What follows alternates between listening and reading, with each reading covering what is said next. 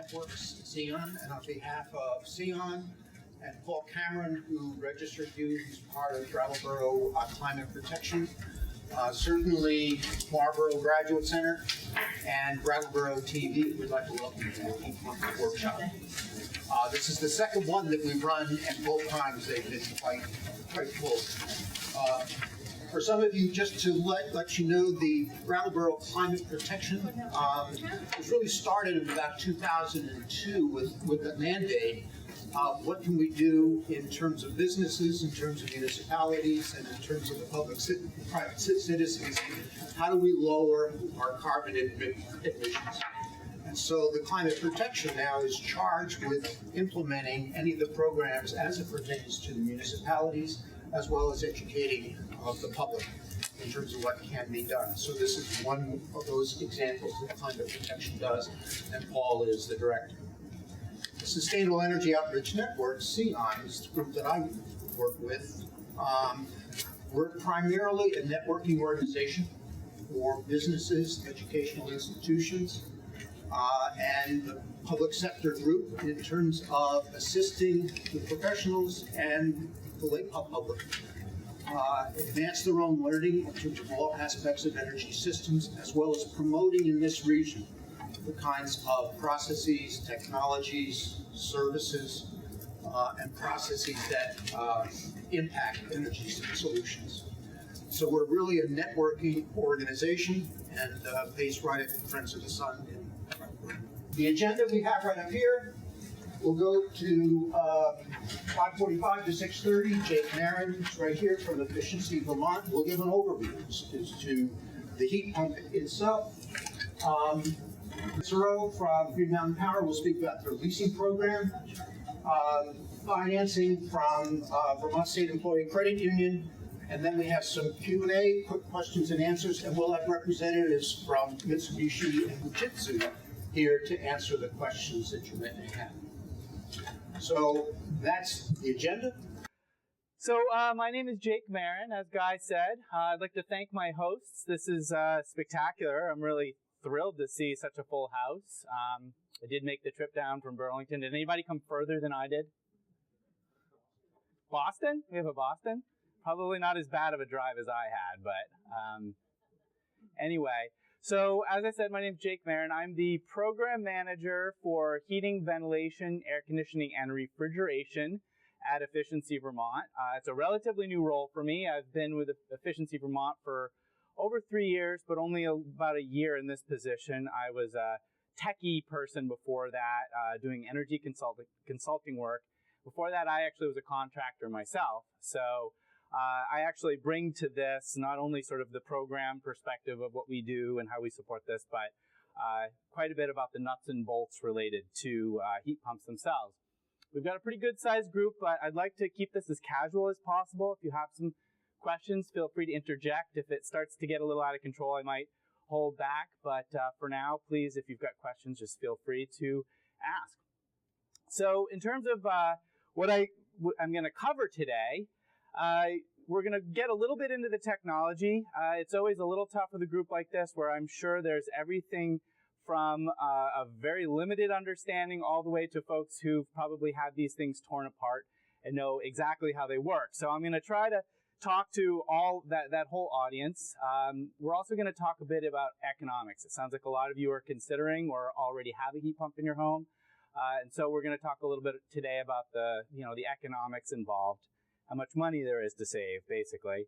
So what a successful application looks like. Not every situation is perfect for a heat pump. So as Efficiency Vermont representative, I'm your third-party representative to tell you the good, the bad, and the ugly. So we're going to go over some of that. And then I'm also going to talk a little bit about the program support that we have to help you in making some decisions.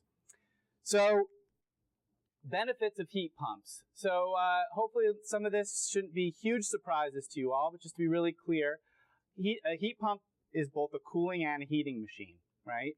And not only is it a heating and cooling machine, but they're going to get really relatively inexpensive heat and efficient cooling out of these. So not only does it do both, it does both very well. And we're going to talk specifically about what I mean in terms of terminology, so don't worry too much about the terms yet. But ductless heat pumps are a very non-invasive, quick retrofit opportunity, right? So you don't have to worry about you don't have to just think about buying a new house or building a new house to put one of these in. They're a good retrofit option. And if you are building a house, it's a really great opportunity to reduce what you're going to need to put into your heating and cooling infrastructure. So really does talk to a lot of folks. And for those of you, does anybody here have any site-based generation, PV, solar? So, boy, you guys are an impressive group here. So really, really good option for folks. You can actually be close to carbon neutral. Question? No, that's sure. Anything that's sustainably generated. So getting into the technology, the way you're going to hear, you've probably heard versions of this before, refrigerator in reverse and air conditioner in reverse. I like the idea of an air conditioner. How many of you have gone to the outside of an air conditioner during the summertime and felt it? It feels hot air coming out, right? And I don't know, when I was a kid, I guess I always thought that was like the motor was hot or something in there. But what you're actually feeling is that this piece of equipment is actually extracting heat from the inside and actually pumping it outdoors, right? And so a heat pump's doing the same thing in reverse. It's extracting it from outdoors and putting it inside. And so we're going to go down a slightly technical road here. I promise it's not super technical, and I'm pretty sure everybody can follow me. If I lose you at all, just hold on and I'll catch back up to you, I promise. So when you're talking about heat pumps, in all situations, what you're basically doing is you're extracting heat from a heat source. That heat source can be lots of different things. And then you're delivering it or transferring it to a heat sink, okay? So just keep those terms. I'm going to use these terms a bunch of times. Heat source, heat sink. Source is where the heat comes from. Sink is where you're putting it to. And so the heat source, you've probably all heard of an air source heat pump, okay? What that basically means is that you're extracting heat from the outdoor air. So just very simply put, you've got an outdoor coil, you've got an indoor coil, you're extracting it from the indoors, and then you're using this magic heat pump machine to pump it to the indoors, which is your heat sink. Okay, that is an air source heat pump. And this might look familiar to you, but that's the outdoor component for an air source heat pump, one that we have here today. You've also probably heard of a ground source or a geothermal heat pump. That's very much the same thing, except instead of extracting the heat from the outdoor air, you're extracting it from either the ground or water. So in the case of a ground source, in this case an earth loop, you're actually extracting the heat that's stored in the ground. Okay, if you dig down deep enough, it's going to be about 48, 50 degrees in Vermont all year round. And essentially what that is it's stored solar energy. The earth is like a big battery that's storing up all that solar energy. And so you're just extracting that stored solar energy and then pumping it inside. In a water source, it's also usually referred to as ground source or geothermal, but water as a source, same thing. You're either pulling in through an aquifer or a lot of times through a wellhead. You might have heard of standing column wells. All of these are really all versions of the same thing. You're just extracting the stored heat energy in there and you're pumping it inside. Plain old water. So on the heat sink side, right, so I said you got a heat source going to a heat sink.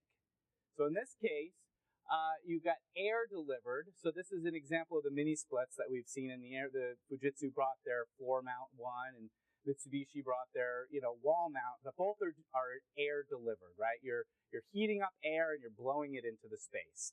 So when you hear an air-to-air heat pump, that's what we're talking about, air source to air sink, okay? But you can also do air to water. So sometimes we don't have any represented here today, but you can actually heat water, which is going to go through radiant tubing, or that's really the most common. There are high output baseboard radiators as well. But you can also heat your domestic hot water.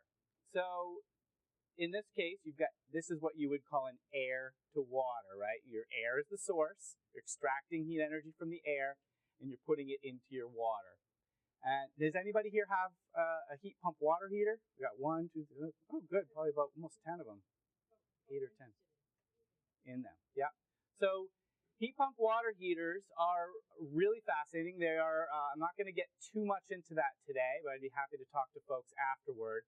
But they're using a half to third the electricity of a conventional electric water heater. They do have resistance coils in them, but they're not necessarily going to use those if they don't need to. They're going to rely on extracting heat from the space they're in, putting that into the water. And right now is actually an excellent time to do this. We have a $550 point of purchase discount toward the installation of one of these units. So, they only cost $1,000, $1,200, so it's a pretty good deal. And pretty soon, you're going to see in April of this year, you're not going to be seeing too many electric water heaters out there anymore because the DOE is actually changing the federal standard to require heat pumps. So they're going to become much more commonplace. So I'm leaving heat pump water heaters. I'm sorry that was such a quick thing. I've got about 45 minutes. We can talk about it. I'm happy to talk with anybody who's interested in digging more into heat pump water heaters. I think they're great. I had one in my house that I just sold. Unfortunately, I don't have one in my new house yet. So I know what it's like to live with personally, as well as from a technical perspective. So this whole source sink thing, there can be air-to-air. Ductless heat pumps or ductless mini splits are an example of that. We're extracting outdoor air, delivering through hot indoor air. You can have an air-to-water, such as the heat pump water heater. This is another product we don't have represented today for space heat, but the Daikin Altherma heats water, which you can heat your space with. There's water-to-water, the geothermal or ground source, where you're feeding into usually a radiant loop. And then, of course, you've got water-to-air, where you're using ground source to heat up air and deliver it with ducts. So what is this all about? I'm really trying to provide you all with a bit of literacy to understand that this is all can be extremely confusing, right? You hear ground source and air to air and air to water, and what does all of this mean? And I'm trying to simplify it in a way that it's really just the first one is where is it coming from, and the second one is how is it being delivered to the space. And heat pumps themselves, despite the fact that I think we tend to think of, a mini split or these things that we're seeing in here today, but they can look like all sorts of things. Unfortunately, it's not coming out that well in the picture here, but you can have water heaters, these kind of things which you've probably associated with, air conditioning in the past. There's versions that will do heating as well. You've got, your ductless mini split. This is the indoor component of a ground source. There's now dryers, where pretty soon you're going to start seeing people are going to be putting in heat pump dryers. It's the same technology as your heat pump water heater, but you're extracting the heat from the indoors and you're using it to dry your clothes. And so apparently these things use half the electricity of your conventional dryer. So it's a really pretty amazing technology that has lots and lots and lots of applications.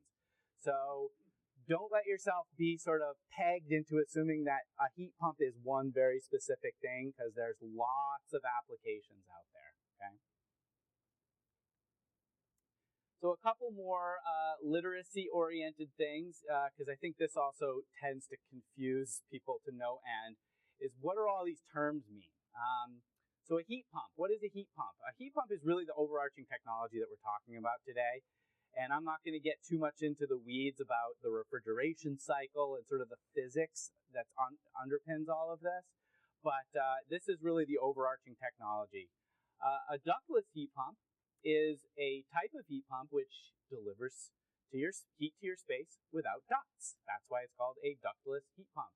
A mini split is a type of heat pump in which the system's split between an indoor and an outdoor component, right? So I showed you that picture in the snow with kind of the box with a fan in it. That would be the outdoor component. And then what you're seeing here, actually I believe Mitsubishi's got both here, but a lot of times you're used to seeing sort of that plastic bubble thing that goes on your wall. That would be the indoor half of the equation.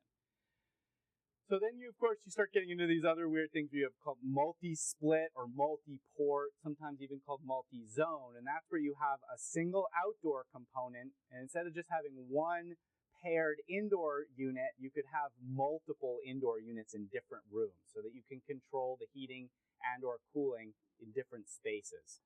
So those are all names for the same thing. A ductless mini split is a ductless delivered split system. So if you look at split where you have the two, so a ductless mini split is where you have two and then you're delivering the heat without ducts. An air source heat pump, as I explained, is where you're actually deriving or extracting the heat energy from the outdoor air. And then a geothermal or ground source heat pump is when you're extracting that heat from the outdoor ground or water. So I hope I didn't lose anybody on all that. It is a lot of terminology, but I hope that clears up. I'm sure you've heard many of these terms in lots of different situations, and it often is confused, and people are often using the terms incorrectly. So I just hope that one group at a time, I can get everybody educated to start using the right terms here so that we can all be clear what we're actually talking about. Again, this is probably a little more information that a lot of you want to know, but it is things, if you're interested in buying a heat pump, you should understand what these terms mean. So these are sort of the top three are really, they're acronyms that all relate to different types of efficiency, right? We're used to how efficient is something, and you want a number. Unfortunately, with heat pumps, there's different kinds of efficiency depending on what you're talking about, and they're all important, so we can't just pick the one best one.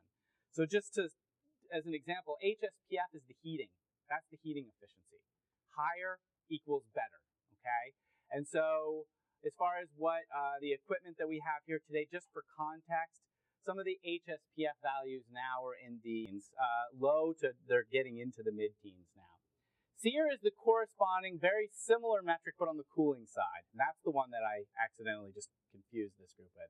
Those are getting up into the mid-20s now, okay? So again, higher equals better. So if you're looking at 2, you're looking for higher numbers, okay? And EER, probably less important to this group. That's more important from a utility perspective. That has to do with how the unit is going to perform when it's the hottest out from a cooling perspective. So I wouldn't worry too much about that one, but you may see that. The last one here is probably the hardest to grasp. It's COP. Has anybody here heard the term COP? People throw it around all the time. It's a tough one because it's a static measurement, and it really has to do with a ratio of energy out to energy in. We're going to talk a little bit more about that, but I'm not sure how much value there is on hammering on that one point.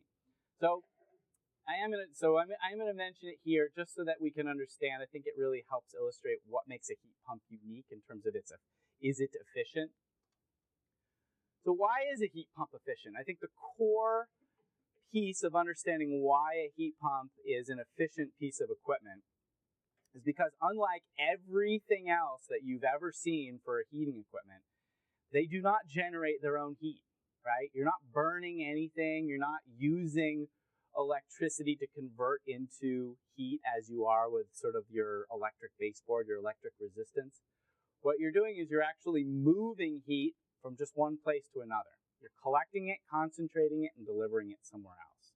So because of that, because you're not burning it, you're leveraging what's already there in the environment.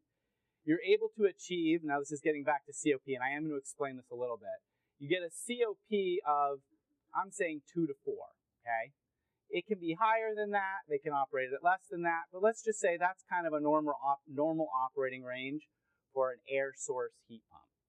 So what is COP? As I said, it stands for coefficient of performance.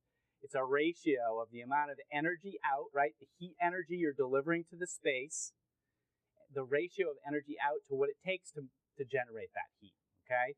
So, something was a little out of whack there. So if I say a COP of 2 to 4, that's like saying that the equipment is operating at 200 to 400% efficiency, okay? And I know that there's people in the audience who are saying, give me a break. Nothing can operate at more than 100% efficiency, and that is true. That is absolutely true. But if you're going to compare what it takes energy-wise compared to, say, resistance heat. Resistance heat, electric resistance or electric baseboard, it's 100% efficient. For every kilowatt hour worth of electricity you put in, you get the equivalent heat energy out. There's nothing wasted, okay? There's no waste, there's nothing lost. But with these, you're actually getting 2 to 4 units of energy out for every one that you put in. So kind of an abstract concept, I know. So I built this fun little animation. So follow me here. See if we can understand this together. So heat pump. You've got some source, right? As we said, stored heat energy essentially from the sun in the earth, either the air or the water. And you might say to me, give me a break. Last week when it was, what, negative 10 degrees, you're telling me there's stored heat energy there. And my answer is absolutely. If you go out to deep space, it's a heck of a lot colder there than it was here, even when it was negative 10. So there's actually quite a bit of stored heat energy in the air, even when it's really cold. So in this case, and you're going to have to take my word on this as well, is that energy units, don't get confused between BTUs and kilowatt hours and joules and any other term for energy is energy. It's just there's different, you can translate it just like you can translate Fahrenheit and Celsius. So I'm using kilowatt hours here because it all has to be in the same unit. But you do have to put in electricity, right? These things don't run on nothing. You have to power them. And when you do, it powers the heat pump, and it takes that 3 kilowatt hours worth of stored energy, and it delivers it to the house. Does that make sense? Questions? This is the magic right here. So now's the time to sort of dig at this. Oh. Yeah.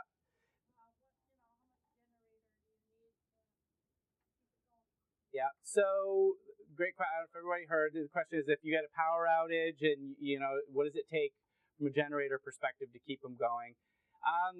Depending on the size of the heat pump, they tend to draw around 3,000 watts peak, somewhere around that, but it depends on how cold it is. They're not static. They don't come on at full. They come on at a part load. So somewhere between 500 watts and, say, 4,000 watts, 3,500, 4,000. Do a mini physics or something for someone who doesn't understand how you get, say it's 55 degrees. Yeah. And it comes in and you want your house to be warmer than 55. Okay, so here's the way I've tried to explain this in so many different ways. But I recently explained it to somebody who was like, I get it now. So maybe this is it's a little hazy on the reality, but it's an analogy and it's a good way of thinking of it. The core of this is what's called the refrigeration cycle. I skipped that for this group to spare you like a high school physics lesson, but essentially I think the best way to think of it is that think of energy as like little particles floating around, okay? So when it's cold, in a given volume of air, there's fewer particles, and when it's warm, they're concentrated and there's lots of particles, all right? So outdoors, what you're doing is you're sort of scooping all of those particles and you're collecting them and you're concentrating them. And then through this medium, it's called a refrigerant. It's going between a liquid and a gas, and it's going back and forth between liquid and gas. You're delivering those concentrated particles inside and releasing them into the space as a warmer. So it's not really that, but that's the essence of essentially what you're doing. You're collecting more diffuse energy. You're using this thing called a compressor, literally a compressor. You're compressing down that heat energy, and then you're delivering it into your space. So I hope that helps. It's a visualization that is, though it may not be 100% accurate, is as good of a way of thinking about it as anything. So. Would it be fair to say that we are all heating our houses with heat pumps right now with heat from our inside of our refrigerator? Absolutely.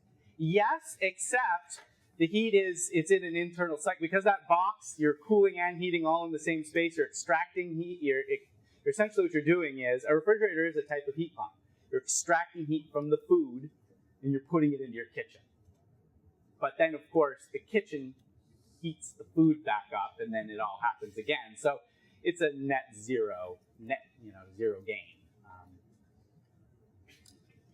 Yes, so would it be fair to say that if you had millions of heat pumps, you would be cooling the outside, which is desirable? I've contemplated this thought myself, right? This is like the ultimate fight to global warming. We will do it with heat pumps, right? I think that, the sun's a pretty powerful heat source, and the reality of us affecting that is pretty minimal, even with 20 billion people. And I have another question, which is, you mentioned the dryer as using indoor air. Mm-hmm. Yes. Now my question is, if you're taking heat out of your indoor temperature, Yeah. which is set where you want it, then you need another heat pump to make up for it. Okay. Yeah. So the heat pump water heater operates the same way. So during the winter time, when you're actually actively heating your space, you're paying for some way to heat it, whether it's with a heat pump or a wood stove or an oil boiler. You do have to generate that heat in some way, right? There's a bit of disagreement as to how much you have to make up. It kind of depends on where the unit. If the dryer is sitting in your living room right next to your thermostat, yes, you're gonna have to make up all that heat. If it's down in your basement, or kind of tucked away in some laundry room, it might be a little cooler around in the basement or a little cooler in the laundry room area, but you don't necessarily have to make up 100% of that heat in another way. So that's my take. Some people will tell you got to make it all up. Some people tell you that you don't have to make any of it up. Depends on what they're trying to sell you. I'm not trying to sell you anything. So I think it's somewhere in the middle. Question? Couldn't those indoor appliances just suck cold air from outside rather than air from inside? That's a great question. I don't know if everyone heard that. It's, it could be appliances like a heat pump water heater, or I believe Mitsubishi is working on one to do just that. Of course, a heat pump is going to, this gets a little bit into the weeds here, but the performance of a heat pump has to do with the delta T. It has to do with how much you're trying to get the temperature to rise between what your source and your sink are, okay? So the closer those are to start, the better the performance. And so if you're sucking very cold outdoor air to try to create 130-degree water, there's a ton of energy that has to take place to get that to happen. Versus if you're starting with 70-degree air and trying to get there, it's much better performance. So short answer, yes, but that's also the reason why we're not doing it right now. So I'll take one more question, then I'm going to move on. Well, my heat pump hot water heater takes the heat out of the water in the air, and then it's pulling water, which means it's dehumidifying my basement, which is a boon for me. So. Right. So this gets in even more into the weeds about sensible and latent heat, but suffice it to say, so there is a dehumidification process that does take place, just like when you running a dehumidifier, essentially how they work, right? You're creating a cold coil, which causes condensation to form. There's some energy that's released when you actually are changing the phase of the water from vapor to liquid. So there's an additional process there. But yes, there is. You are doing some dehumidification, which this time of year probably doesn't sound very good to everybody whose like lips are cracking and hands and knuckles are raw. But unless their basement is leaking.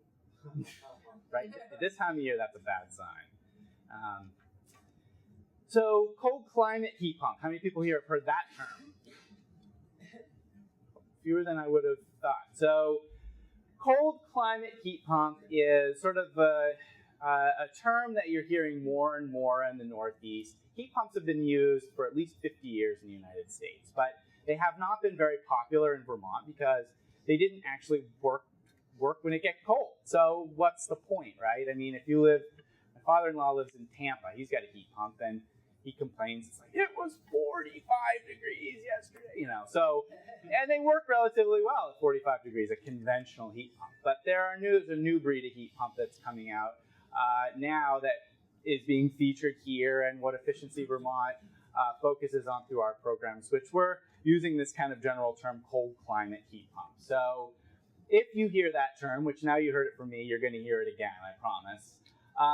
So what does that mean? Well, there is no official definition, so I'm going to make one. So my definition is a heat pump is a cold climate heat pump when it can maintain capacity, meaning, and I guess this goes back to a principle I never actually did mention earlier, which is that an air source heat pump is going to actually, not only is it going to perform worse as it gets colder, it's also going to be able to put less and less heat out, okay?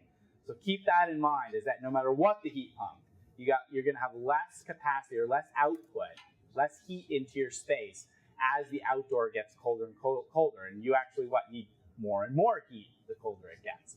So we've been looking for something like this that can maintain a lot of capacity or a lot of output at cold temperatures. So we've picked a temperature of 5 degrees because you got to pick something, and I'd say everybody would agree that 5 degrees is cold.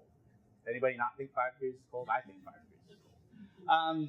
So we're saying below 5 degrees, it's still maintaining capacity, and it's not doing it by going to hell in a handbasket as far as the performance goes. It's actually maintaining its efficiency, right? Because the efficiency is going to get worse and worse too.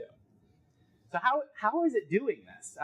We talked a little bit about, at least in sort of metaphorical terms, but as far as what actually makes that possible, there's been new refrigerants that have been developed. These things are operating, these systems are operating incredibly high pressures now.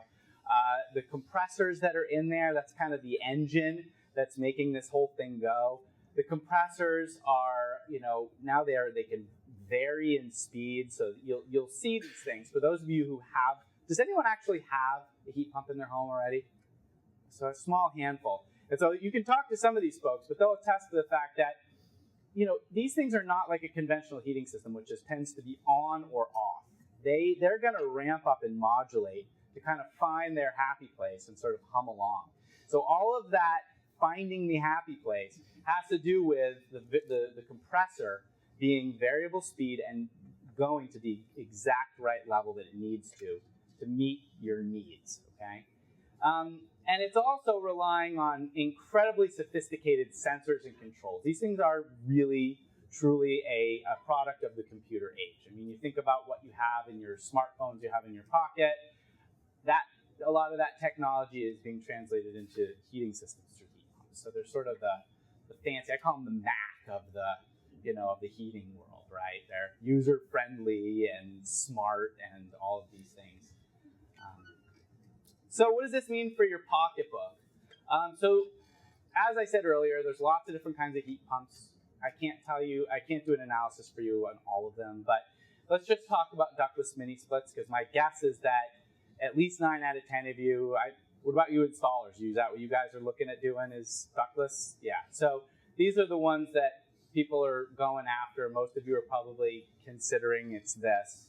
So I figured I'd spend some time talking about this. So the first key principle is what I would call the displacement model. So the first key principle to understand is, if you're eyeing this for when my boiler dies or when my furnace dies, that's probably not a good idea. And the reason I say that is because, as I said earlier, they're going to decline in capacity and performance as the outdoor temperature drops. And so there's generally going to be a point where it's not going to be enough heat. Okay? They even do shut down when it gets real cold. Although I have to say, every time it gets really cold, everyone I know with a heat pump says, I was measuring the temperature coming, it was over 100 degrees coming out of there, and it was 20 below outside. So they do keep going pretty cold. But instead of replacement, we're using this term displacement. So the concept here is that you probably, if you're like most Vermonters, you probably don't have just one heating system. You probably got 2 or 3. But let's just imagine for a second that you got one central heating system. That's your oil furnace. And so what we're considering is, it tends to be cost effective to go after, say, 50 to 80% of your heat. Don't try to replace the whole thing. It often does not make sense.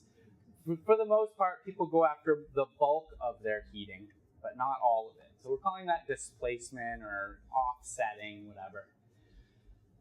So a lot of numbers on here. Most of this is just for those of you who are going to scrutinize this when it gets sent to you. But the column I want you to look at is this column here on the right.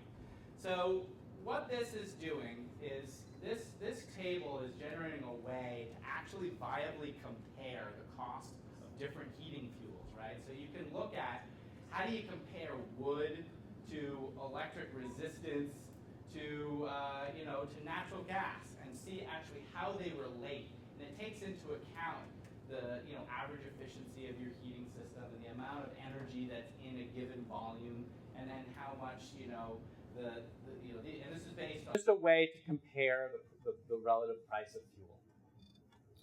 So a typical residential heating cost, and I don't know if this resonates with you all, if you've got anything but natural gas, wood, or pellets, and this electricity here would be resistance heating, you're probably spending somewhere in the order of $2,000 to $3,000 a year for your heating needs. Does that sound ballpark to most folks? So if you were to install a heat pump that has a seasonal COP, remember that term before, of 2.5, which all the equipment that we feature in our program is going to get you somewhere into that range. These are the kind of savings you can expect against different fuels. Okay, so somewhere between $600 and say $1,500 a year savings, cash savings. Questions on that? So to dig in a little bit more of an example of how this actually would work, so here's my assumptions, because you could do the same thing with all sorts of other assumptions and get very different numbers. But for transparency, I'm assuming that you're getting 80% of the heating. So this 75 MMBtu per year, that's just to give you a sense of how much energy the house is using. I would call that a pretty average home, about 650 gallons of fuel oil, somewhere in that range, just for heating, not for your hot water. And assuming that your existing oil system is, say, 85% efficient. So 640 gallons of fuel oil at $3.22 a gallon, the average for December 2014 in Vermont.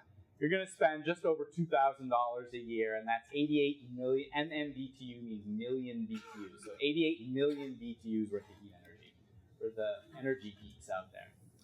So once you've put in your heat pump, you do 80% of your heating now with your heat pump. Now you've got a different scenario here.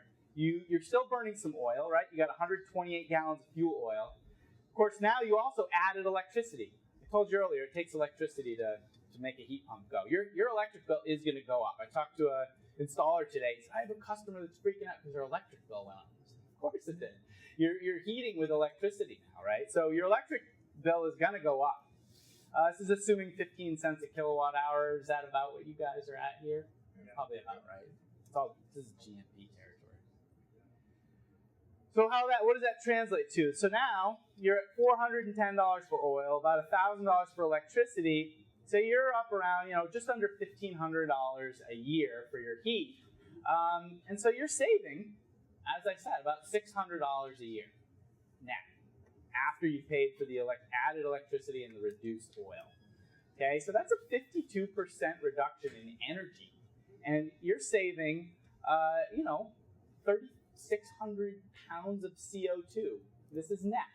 3,600 pounds of CO2 less saved each year.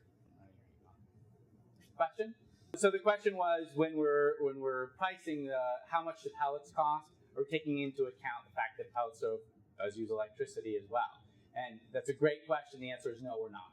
So the numbers may even be a little bit more in the favor of heat pumps from that respect. And in fact, we're not taking into account the electricity use on a furnace either, which is pretty significant. I never owned a furnace until I just bought a house in June, and I'm pretty stunned. It's a lot of electricity it's used to run a furnace fan. Of course, I'm a geek, so I have it all metered, and it's almost 500 watts when that thing's running, and it's running a lot. So another good reason to weatherize your building. So what do heat pumps cost? I threw this in because someone was going to ask it anyway. And to get a real number, you should talk to an installer. But single zone ductless system like these are out here, by the time it's all installed, you're going to be at least in the 4,000 range for the most part. I hear anything from, depending on the size of the unit and how complicated of an installation, who you have to do it, anywhere from probably $3,500 up to $5,000. They seem to average around $4,000, but it really depends. So just to give you some just ballpark numbers, multi-zone ductless could be quite a bit higher than that. You could get up into 8 zones, and I haven't even actually talked to anyone who's done that yet. But those could, I'm sure, get up into the $20,000 range pretty quickly. That's if you're going after every room in the house. And then, of course, you got ground source. I said 20,000 plus. I talked to someone today who had a quote for $218,000. It was a big house. It was a very big house. But hey, so the plus can go up quite a bit from there. So successful applications. What does it take for an air source application? So I hope at this point, and probably well before this point, many of you are thinking, I wonder if this is a good fit for my house. So there are better and worse applications. If you are set on putting in a heat pump, you will find an installer who will make it work, right? So no matter what your setup. But there are better and worse, or easier or harder homes for this. So as I say, most can accommodate. Some buildings are better than others. So these are sort of the list of things that I would look for that constitute a good installation. First of all, well air sealed and insulated. So there's some information up here for those of you who have not seen it. This particular is the Home Performance with Energy Star program. Hopefully some of you have heard of that. It's a home energy retrofit program. There's money to help pay for that stuff. And a home being well air sealed and insulated, not only is that going to just reduce the amount of electricity that it takes to heat your house, it's also going to make it more comfortable, because a mini split, any ductless heat pump, is what we call a point source heater, right? It's not what you may be used to, where you have little bits of heat in every room, whether it's forced air through ducts or whether it's your conventional baseboard hot water. You're heating and cooling from a single spot or a couple different spots. And so what that means is that the further you get away from that thing, the chillier it's going to get. And if you have a really nice, tight, well-insulated home, it's going to hold that heat better, and you're going to get much more even, comfortable heating, right? So kind of a double whammy. You're more comfortable, and it's going to cost you less money. So sort of a no-brainer. If you haven't done it yet, very much consider either going through the Home Performance with Energy Star program or doing at least some work to improve the performance of your home. Open floor plan, open doors, it's part of that same principle, right? Because you're heating or cooling from a single location. If you got house all chopped up or lots of doors closed, the heat's not going to get around very well, and you're going to have some very cold, uncomfortable spaces in your home. Okay, and nobody wants to have a room that's 40 and a room that's 70. It's not very comfortable. Multi-story homes seem to do better than big sprawling ranches. So if you've got one of these ranches that just goes on and on and on forever, heat goes up easier than it goes that way. So I found, that you try to find a central location, but multi-story does better than single story. Doesn't mean you got a ranch, you're out of luck. It can still work. You just might need a couple of heads and maybe some fans to move the air around. Your existing heat is multi-zonal. So what I mean by that is if you have one thermostat that runs your whole house, and you're trying to put a heat pump in, you may have some problems with controls here, where you end up having a situation where either the existing system is overpowering the heat pump and it's not running at all, or the heat pump is running and you are cold in other parts of the house because the heat isn't going. It's nice to have zones. You can kind of dial it in different places. So the more zones you have, it seems to be better. People end up with better success there. As I said earlier, you should have a functioning backup system. Even if it's a wood stove or a pellet stove, it's good to have something for when it gets really cold. And as I said earlier as well, if you either have site-based or community, any kind of sustainable carbon neutral generation, all the better, right?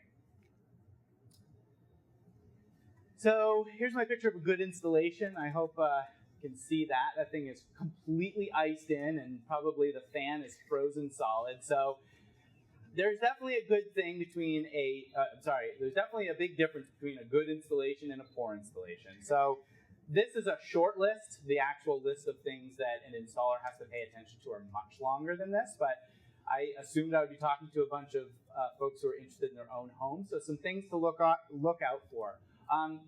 In Vermont, I would want mine at least 18 to 24 inches off the ground. 12 inches would be considered acceptable. Anything less than that, I would have a good long talk with my installing contractor, because if it gets covered with snow, it's not going to work. So it needs to have airflow, both on the front and the back, unfettered airflow. And plus, if it's on the ground, even if it has a cover over it, they do periodically have to defrost and drain, and so you could easily get ice building up. Is there any reason not to install it higher? Nope, I've seen them way up. I've seen them on second floors. They're a pain to service. The guys who come to service them will not be your best friend. But the one I installed in my house, I put about yay high off the ground, probably about 36 inches, just because you could still get at it and do everything you need to. But maybe you have to stand on a 2-foot ladder, but not have to climb up and down ladders. And they're heavy. I mean, these outdoor components, they're heavy. You wouldn't want to have to carry it up and down a ladder at all. So you don't want it under an eave without a cover. If they get dripped on a lot, or you get big ice sheets falling on it, causing it damage, those are all very bad things. So if you happen to have a house with big, huge overhangs, you're a lucky one. It's a great thing, and it can be tucked underneath there and protected. But if not, you might want to consider the gable end or putting a cover over it. Okay. The indoor unit, when you're installing that, you really want to make sure that it's got the access to the volume of space. So just tucking it off in a little corner somewhere is not a very good, you're not going to maximize your savings. You want it in a place where you spend a lot of time, where it's got access to a lot of volume in your space, right? So if we were in here, kind of a central location, really trying to feed this, you wouldn't want it kind of sitting off in the corner somewhere. Sometimes you don't have much choice, and they still can work amazingly well moving air around, but ideally you have access to as much volume as you can. Where the refrigerant line, right, the two inside and outside are connected, they have to punch a hole in your wall. That should be sealed back up when they're done. That's an important piece that I couldn't tell you how many times I've seen that not get done. The line set, which is the lines that connect, you want to make sure that those are insulated, right? They're carrying heat inside. Those should be well insulated, and they should be protected. They tend to come pre-insulated with like a rubber, but if that just gets left in the sun, the UV will break it down and it will fall apart, and then it won't be insulated. So they make all kinds of fancy stuff called line hide, and it looks almost like a gutter turned inside out. You've probably seen that, or maybe you've seen that. That protects it, keeps it from getting dinged, keeps the sun off of it. I highly recommend that. I'm confused as to what the difference is between refrigerant line and line set. Same thing. Refrigerant lines, the line set is the technical term that carries refrigerant. Is there a reason why they wouldn't run through existing ductwork? The refrigerant line, I've never seen someone use ductwork to run. No, I mean rather than putting units in different rooms.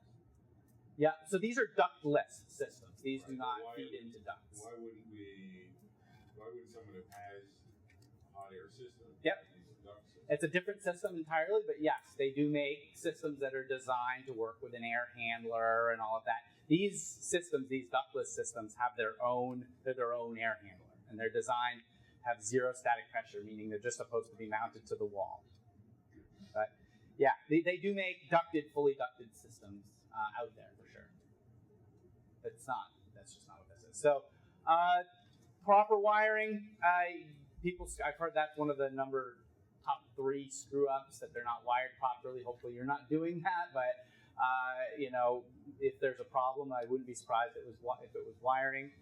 Evacuation has to do with the installation, where they actually have to suck all the air out of the lines before they hook everything up, basically to keep any moisture out.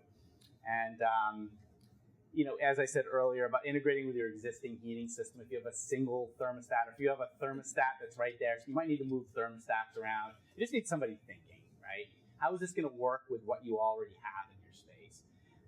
And then from there, you're going to have to play with it a little bit. So a couple of myths I'm hoping I can sort out here. Heat pumps don't work when it gets really cold. You'll hear that, I guarantee. The truth, of course, is that everything that you're going to see featured in our programs that's on display here is going to operate well below even -5 degrees.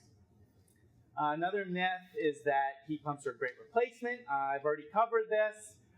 They're good for displacement, but you will need a backup.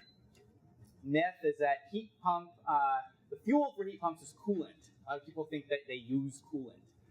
That's not true. They run on electricity. The coolant is inside a closed loop, and it doesn't get used up unless there's damage or the thing's being removed. Heat pumps will lower all my bills. No, they're going to raise your electric bill, but they are going to give you a net savings if you have a more expensive fuel. Additional considerations, as I said earlier, they decrease output when it gets colder. They decrease performance when it gets colder, or efficiency.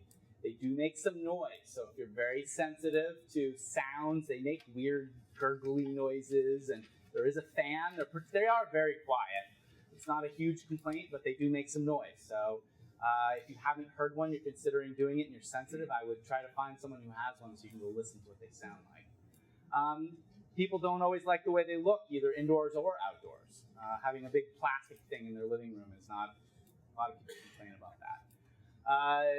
Oftentimes, if you start trying to go with more than one zone to get heat all over the place, you're starting to lose out in some of the cost effectiveness of this. You get the most bang for your buck with that one heat pump that you put in your sort of central living space.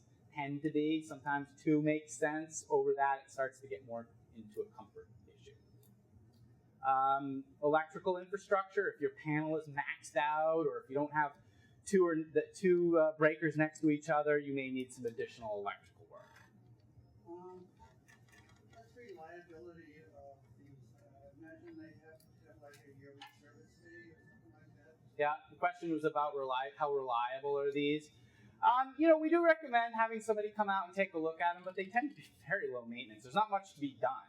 On the inside unit, there's a filter that you, as the owner, should be cleaning on a regular basis, depending on how many pets you have, how dusty your house is. It could be once a month or once every couple months.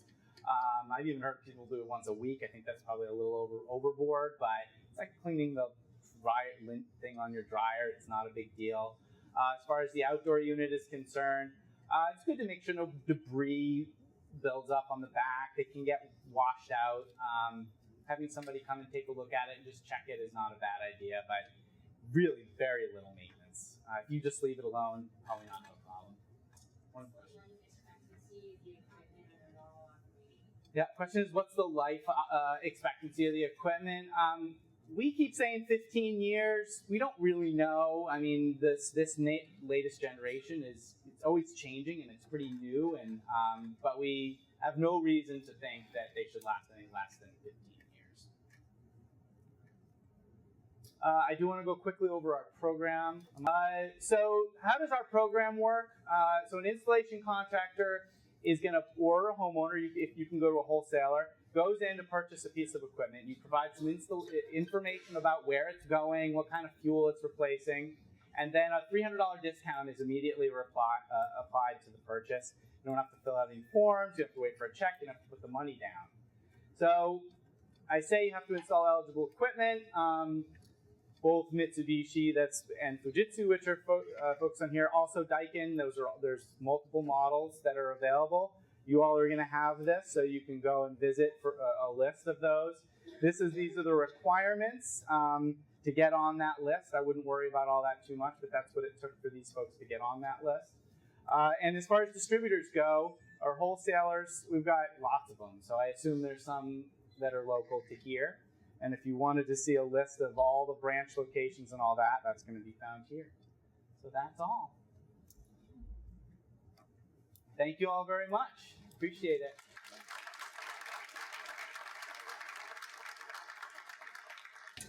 Okay, our next speaker is Kip. He did come. So, Kip, if you can come forward. This is Kip Tewksbury, who had a system put in, and he's here to give a little bit of a testimonial. Hello, I'm Kip Tewksbury. My wife, Deborah, decided to join me, and we'll talk briefly about our system. And We came to a workshop just like this. Kip was filming it, like James is over there, last year, and we fell in love with the concept. It's so elegant. You just take the heat out of the air and heat your house with it. So we got one, a Mitsubishi. For our little, we have a split-level modular ranch, sort of a typical suburban type house. We were heating it entirely with oil, and we were trying to keep the thermostat down because every time the oil turns on, every time the furnace turns on, you hear it turn on and you're thinking, oh, oil. So we hope to be warmer with this thing too. Then we had it installed last April. So this is the first winter, and we've had a pretty good test so far. During the summer, we did a little cooling with it. That was nice. Not a lot. We have it mounted over the front door. For one thing, that's the only place we could put it. But it heats our main living space. It's an open concept, as he suggested, living room, kitchen, dining area. And that, it pours right in, gentle waft of heat right into the dining area. And it does not make much noise. It's just a gentle sigh of air. It's really very nice.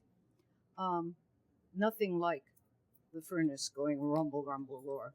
We still heat the downstairs, the lower level, with oil. It's one room and our garage through which water pipes go, so we have to heat the garage. It stays at 40, and it's also under our bedrooms, so it would be pretty cold if it were really cold. To get it into the bedroom area, which is just down a hall, we have a little fan mounted on a desk there that just moves the air down the hall, and that's enough. We don't need it to be 70 degrees in the bedroom. It keeps the bedroom between, 63 and 67, depending on the temperature. So now I'll give you Kip, who has the statistics. so I quickly prepared just to show what our setup is, as was mentioned first time. The only place in our house is an open area. It's a raised ranch modular home, and there's a close-up of the Mitsubishi inside unit.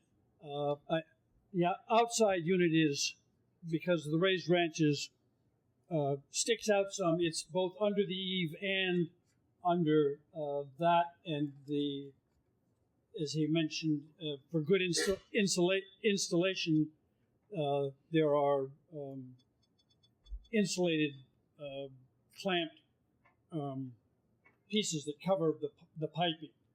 It looked just like the one that he showed snowed in. Same shape, same.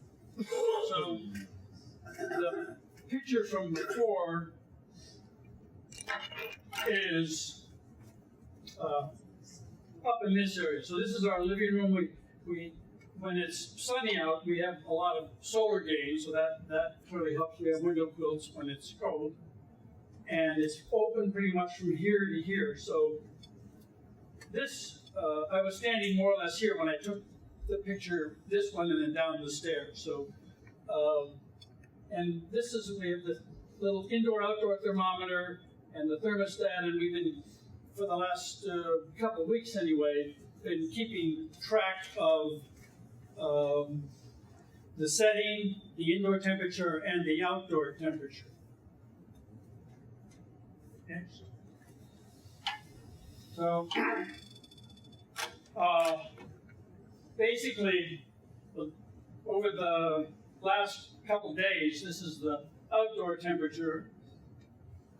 The yellow line is the indoor temperature, and the looks sort of brownish, reddish here is the temperature we set on the thermostat. So we would try and leave it around 65, 66, and most of the time we got between 68 and 71 degrees in the house. When it got very cold, we discovered we had to up the setting on the thermostat in order to even maintain that. So that as it got colder, we had to tell the thermostat to go higher in order to maintain, we had to set it at 70 so it would maintain 68 when it was like -8 out. Actually, I never got to 68. Yeah. 66 was all it could do. And when we were advised to pretty much leave the thermostat alone, sort of set it and let it go. And some of our experience says actually that does make sense, because we tried to turn it down like we're used to turning it down for our oil heat. What happened was when it got very cold here, then our inside temperature dropped, and it took it a while to recover again. So the heat pump works much better maintaining the temperature than trying to rise it back up. That was a valuable lesson for us. My rough statistics to me indicate that we saved somewhere around, I think, or about $1,000 with the heat pump over our previous electric plus oil. So our electric has gone up.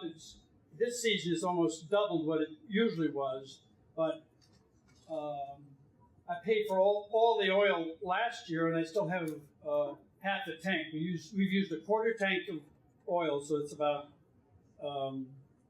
50 gallons. Since since it got cold enough, and that mainly heats the downstairs. We are zoned. We have 3 zones. Again, that helps a lot. So unless it got very cold, we kept the zone for the first floor, and the thermostat's in the bedroom where it's coldest anyway. Just set down so it wouldn't come on. But and the basement has a separate thermostat, and the garage does. So basically overall, we're very happy with the system. We like the feel, and all right, as I was said, I'm Nate Dansereau from Green Mountain Power. I work out of our Energy Innovation Center up in Rutland. We use heat pumps to heat that building, and it's 7,000 square feet. We burned 30 gallons of oil. It's our backup last year. So that's at a commercial level. Can you speak louder? Sure.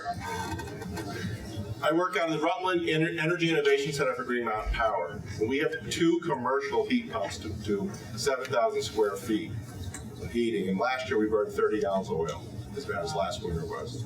So these things, they work great. So we at Green Mountain Power, we've established a leasing program as an alternative. And we're working with area contractors, including like HB, who's here, that they will install them we hire them, they install the heat pumps, and then you pay us on your electric bill a rental. So we have 4 different size units that we're renting, so there's some flexibility.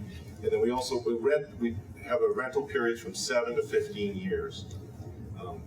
The idea being that I always say it's kind of like leasing a car. Longer time means you're going to pay more over time, it's going to lower your month-to-month payment. So we're trying to build a lot of flexibility with a program like that. So it's an alternative, say, to purchasing, although we don't in any way discourage people from purchasing. One of the big benefits of going with our program is that there's no upfront cost whatsoever. We pay the installation fee.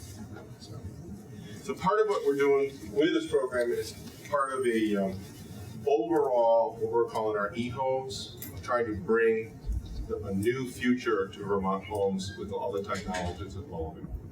So it's a piece of it that we're doing heat pumps and heat pump water heaters also. We're renting those also. So the idea with our e-homes is that you have control, a lot more control over your heating system. There's a lot of technology that's evolving, and you'll be seeing, it's just kind of an introduction. We don't have a lot right now, but there's a lot of things evolving on the market right now. Things we're trying right now is like I have an application on my smartphone. I can see my energy consumption in my home. I can bring it up on my phone. I can control things. I can control my thermostat on my home from my phone. So things like that, you'll be seeing a lot more of that coming into the market as time goes on. One of the big benefits with our program is it can be put right on the bill. Your program, you wouldn't have any additional, you wouldn't see another bill or anything like that. It's like right on your electric GMP bill. So the big points of ours is there's no upfront cost, installations included, and this is both for our heat pump water heaters and for our mini split heat pumps that we're renting. There's a full warranty for the life of the warranty of your rental term. We completely fix it or repair it at our discretion. And it's flexible, and then we have 7, 15 years, and then we run in 4 different size units, starting at 9,000 BTU going to 18,000 BTU. We're running Mitsubishi and Fujitsu, and we're constantly evaluating adding other products to it. And we're renting Green heat pump water heaters, 50-gallon heat pump water heaters is the models of those that we're renting right now. And I think that's pretty much what I want to cover. I'm going to be available. Question? The end of the rental period, when you take it out? Can you say that again? At the end of the rental period, do you take At the end of the rental period, we did an initial kind of what we call our pilot. And that we were doing it, or at the end of the rental period, it was up to the homeowner to keep it. We actually found we broke the law doing that. When it's a lease, we cannot legally give it away. So there will be some residual value that at the end of the lease, you'd have the option of purchasing it, or you could not purchase it. For how long? They haven't worked that detail out, but it would be a tiny amount of money. The idea that just, I mean, because one of these, the part of it, there's these heat pumps have been around a long time, but we haven't seen them in Vermont because they kept incrementally keep improving the technology. Because, you know, when you lived in Georgia or Florida, say, you didn't see cold weather. And the fact that we've gotten to the point now, as was discussed earlier, that most of the winter, they're going to provide all the heat you need, but you're still going to need them a little bit. And they keep improving. I imagine within some years, we won't need that backup. So if you run one for 15 years, there's going to be 15-year-old technology is not going to have any value, basically. But it still may work just fine. Question? I'm just wondering what the total cost over the 7 to 15 years is going to be.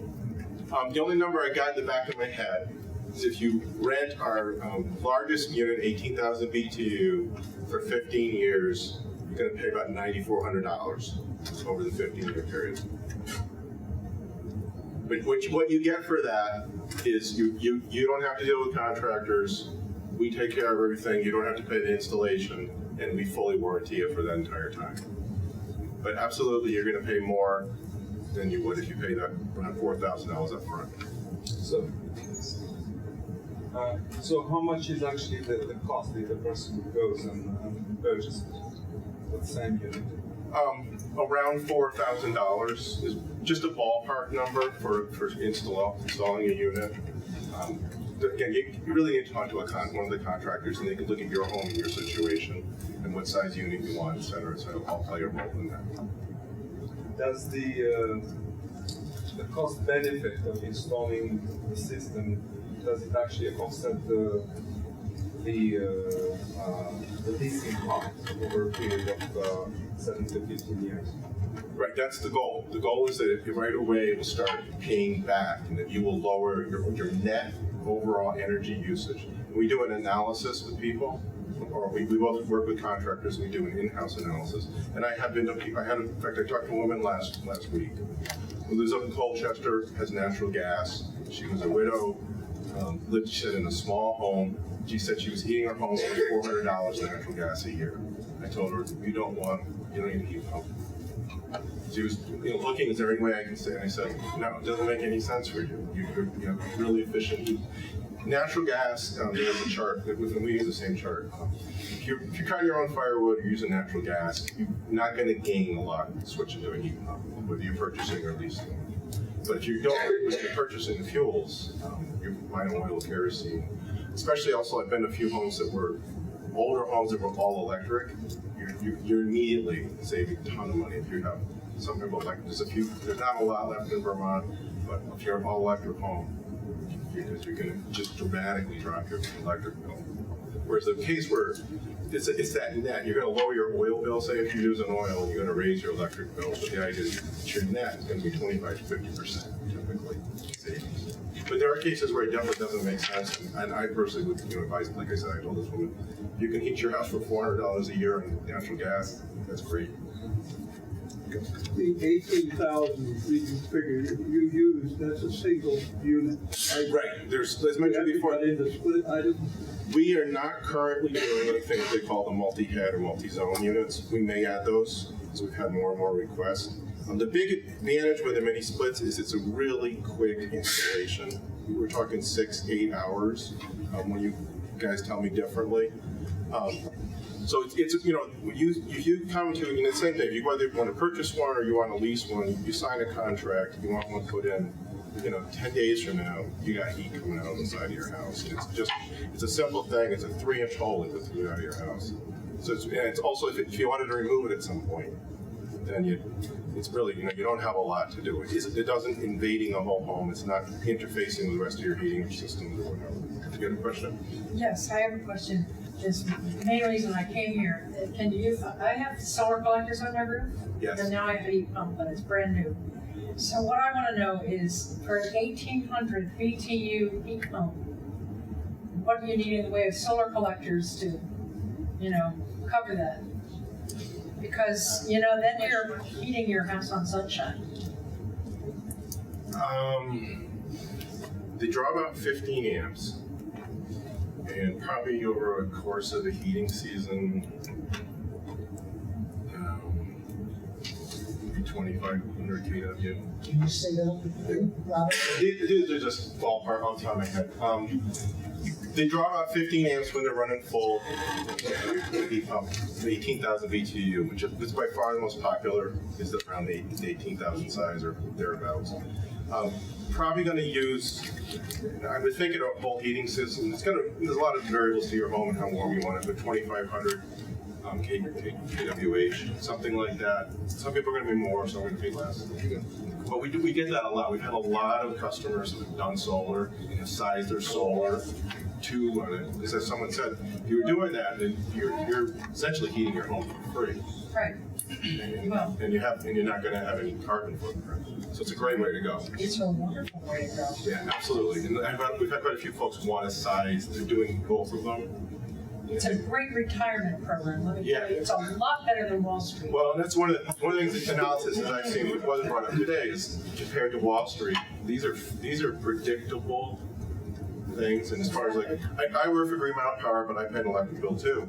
So we just recently had an electric rate drop, and of course over the long term, electric rates have creeped up, but nothing like oil. We think about over your lifetimes how much the volatility. Right now we're in this dip with oil, but I think no, that's not going to stay there. Maybe we're lucky to stay there for a while, but we're probably still going to go back to 4 or 5 gallons a dollar. Electricity, probably the long run, is going to continue to creep up, but you don't see that volatility with electricity. So a couple things I do want to say because I've dealt with a lot of customers. So I want to talk about a couple of things that I think are issues with heat pumps. They take a little bit more management than a regular heating system. We've had a couple of customers that haven't managed them well. What I mean is if it's that first cold day in September, if you turn your heat on and you turn it to 70 and you don't touch it again until May, you're not going to like these things. You got to think about them a little bit. Most of the different manufacturers have an auto setting. We always tell everyone never use the auto setting. So if you set a heat pump to auto, because remember these are heating and cooling devices, you set it to 70 degrees on auto, it's going to want to keep your house at 70 degrees. So if you're heating, say you have a wood stove or your furnace brings the house to 72, that heat pump is gonna start cooling. Same thing, springtime setting. You set that thing, you warm your house up in the cold spring morning, then the sun streams in, warms the house to 75 degrees, heat pump's good. So I always tell people, there's a cooling setting and there's a heating setting. So switch that to heat come September. Don't put on an auto. We've had a few customers that actually have skyrocketed their bills because they have two systems now fighting each other. We also tell folks to set, if you're going to put a heat pump in, turn that thermostat down on your furnace. Turn it down 10 degrees lower than the heat pump. Let the heat pump do the work. And that's what I mean. It takes a little bit of management, a little bit of thinking. So we've had a few people. The other thing we've had with folks is they talked about the mounting. You can have it mounted on the side of your building with a bracket or a ground mount. We've had much better luck with people being happier with ground mounting. It does give you the chance that now you're going to have to deal with snow probably, and you can get 18 to 24 inch ground mount. Had some folks, the ground mount, the buildings ones will send some vibration into the house. So people are very sensitive to noise and complain. Those are the biggest complaints we've had really. People really not using them properly, or that little bit of when that goes in, especially when it goes into this defrost cycle, it's not a lot of noise. But if you're used to, like where I live, I don't hear any noise. So when I put a heat pump water heater in my house 3 years ago, and I had no idea. I got home, I opened the door up, let the guy in the morning, went to work. Got home, I'm like, what the hell is that noise? Because they do make a little bit of noise, and if you're used to, your home's quiet. And you're not, you have to expect. I don't even hear it anymore, but it was the first day when I got home. The heat pump water heater sounds like a small window air conditioner when it's running, type of level of noise. The heat pumps are even quieter though. The ones, these air-to-air mini split heat pumps, very quiet. Again, just try to relate experiences I've had with customers. I've been in hundreds of ones around Vermont. As part of our program as we're promoting this. Question? Yeah, if you have a wood stove and want a heat pump, while you have a wood stove, what's the solution to turn the heat pump off?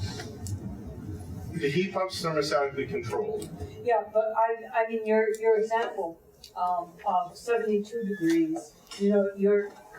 Your wood stove is going to be turning out, let's say it's going to get things up to 72 degrees, and your heat pump is going to start acting as a cooler. Right, that's right. So you never set it to the auto setting. Well, that's what I mean. Yeah. So it has a heat setting, it has a cool setting, it has an auto setting. Right. So set it, just never touch the auto setting. Just don't go there. Yeah, but what I'm saying is, of course, you can turn your heat pump up to whatever the wood stove may be. I mean, I like to get my house. When I've done home visits with customers, if you have a heat pump, if you want to add a heat pump to your mix, and if someone said, like I have a wood stove, I have a heat pump, I have a boiler. And a lot of our homes are like this. So people got kerosene heater over here. If you're going to add a heat pump, don't put it where the wood stove is. The wood stove's going to be adequately heat. This is another point source heat. Heat pumps are point source. Wood stove is. But my point is, all right. I like to pretend I'm in Florida about 8 o'clock at night. So I'll let my house get up to 75, 76 degrees. All right. And then I'll stoke up the stove and go to bed. And and I don't have to worry about my oil coming on overnight. That kind of thing. Right. All right. Now, the heat pump, what do you leave it set at, or do you turn it off in a situation like this? No, if it's like we're getting, if you get these below zero nights and maybe your wood stove doesn't keep up. No, we don't. Load the wood stove. Okay. Set the heat pump to 70 degrees on heat and go to bed. And then if the wood stove doesn't keep up. Okay, now, all right, it's a technicality and I just got it, which is if it's in heat mode, it won't cool. So it won't go into. Right, that's right. Got it. I stress that every contact, because we've had people who really worked against themselves, because a lot of people think, well, auto's easy, I'll send it to auto. But auto will, listen. It will. All right. Exactly. Question, is there Is the leasing program available to anybody, or is there income sensitivity to it? No income sensitivity, but we have only one requirement.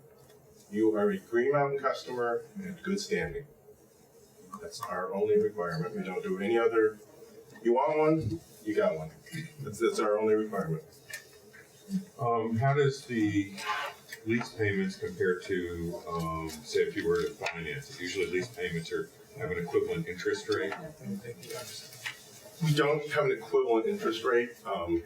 You could do it, like I said, the only number I have in my head is if you lease our 18,000 BTU unit for the 15-year term, it's around $9,400. So you could work it that way. You say you start with $4,000 and pay interest. The program, the big advantages are there's no upfront costs, and it's a fully warranted system. So normally, I think most of the units, 2 years, Mitsubishi. What's that? For a warranty? 7 on the compressor, 5 on. Okay. So if you purchase one, that's what you're going to get. With us, if you go 15 years, you get a full 15-year warranty. That's what you get. And the whole idea with the program, being when you work for an electric utility, everything we do has to go through state regulators. So a lot of them we do is this has to be for all Vermonters. Our program has to be available to all Vermonters. So like I said, our only requirement is you're a Green Mountain customer who pays your bills. Other than that, you can have one of us. Are the rates available online for the other units? I don't believe so right now. I can read them off if you want. Yeah, the rate sheet. Oh, yeah, you're right. If you see Mike is our old rate sheet, actually is. You go around the door here. What would happen if, say, after year 5, a person decides to sell that house?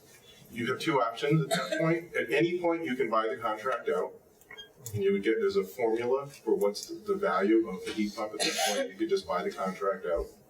Or in the case of a home sale, you can see if the new owner would like to assume the contract. And there's no fee or charge whatsoever. If the new owner said, I like the idea that this is warranty. Like we've been renting resistant style water heaters for decades for that reason. People like the fact that they just don't have to worry about it. The water heater breaks, we come and put a new one in. So that's the advantage to that.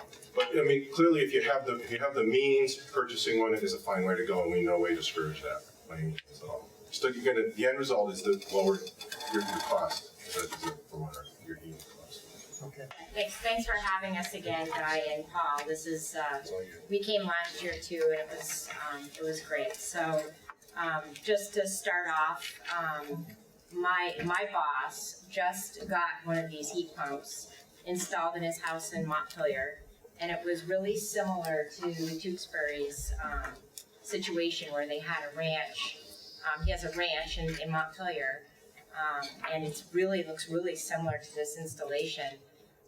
The main difference is that he has electric resistance heating. So he is one of those few Vermonters that still has that.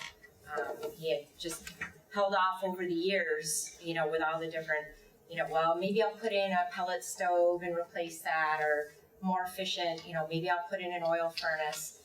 So this opportunity came along, and he got an additional incentive from Efficiency Vermont and from GMP. And he cannot believe how much it's saving him on his electric bill. And he brings the electric bills in to show me. So, that's a pretty good testimonial when the Senior VP of Lending at the State Credit Union is really advocating for this. So the SECU is the credit union. We're a statewide credit union. It used to be just for state employees, but now our field of membership is anyone who lives or works in Vermont can become a member. We're really the only local statewide financing institution for energy saving projects. And the loan program is called V-Green, and you can finance any kind of energy saving project or purchase using V-Green. Lots of solar installations this year, lots of heat pumps, heating systems, whole house renovations to get a net zero project. We were here for that. We've had several of those this year. We also have the state grant, the thermal efficiency financing grant. So that's the heat saver loan program. If you're replacing a furnace, you can get as little as 0% financing. It's kind of income based. So we have that program too. So we're working really hard to finance these projects. They help Vermonters, and one of our main expenses is of course heating our homes. So it's been a great year for us, and we have a couple of options for heat pumps. We have a consumer loan, which is unsecured, as little as 4.9% financing. So that's, our normal personal loan rate is 9.9%. So that's pretty big reduction. The point of the Be Green program is to really offer discounted rates and some extended terms so that the investment that you're making really pays off quickly, and you get that return in as little as 3 or 4 years.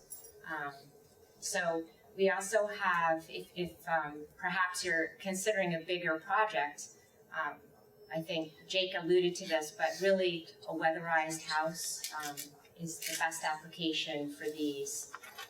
My boss's house, it has been weatherized. He did that 2 years ago. So that's part of the reason he's had such a great result. And we have financed a lot of combined projects where people did the home performance with Energy Star program and they installed a heat pump. So if you decide to go with a larger project, sometimes the home equity option is a better one, and the rate for that is as little as 2.74% right now, which is really great. So in order to do a home equity loan, it's a minimum of $5,000 that you'd be financing. So, some of these projects, as you can see, are going to be borderline because they're going to be $4,500, maybe $5,000. But that's a pretty great rate. So I have all of that information. I have a brochure with the rates listed across the hall that you can come by and check with me, and I can get you a brochure. If you have questions, I'm happy to answer what I can. I'm not the technical person. The installers are here for that. And also, we have a branch right in Brattleboro in the Price Chopper Shopping Center. And unfortunately, Lisa DiBernardo, who's the branch manager there, she was going to be here tonight. She contacted me and said she had just gotten sicker throughout the day. So she didn't feel like she should infect all of you. So that was nice of her. So I'm the Be Green program director. So I work on the program, and we've done, we add new loan options and products, and expand the program every year. So I'm always open to ideas you might have. So come by and see me, and thanks again for having us. And you guys do great work, and this has been very informative for me. I love coming to it. So thanks. Thank you.